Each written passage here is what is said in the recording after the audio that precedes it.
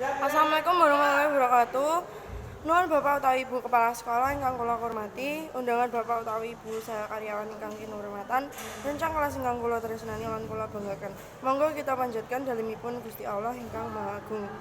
Awit ing wekdal menika kita taksih diparingi pinaringan sehat sehingga ing dalem punika kita saged makempal kanthi pinaringan sehat walafiat. Kula minangka wakil saking kelas 11 gungging panuwun tanpa upami kangen Bapak Ibu lan guru sedaya.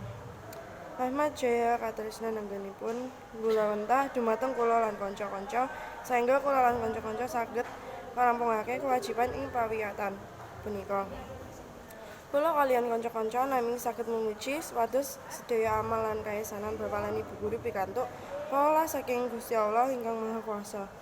Saha tansah pinaringan kasastraan, kasarasan, kawilujengan lan katentreman saéngga saged nggluwentah dhateng adik-adik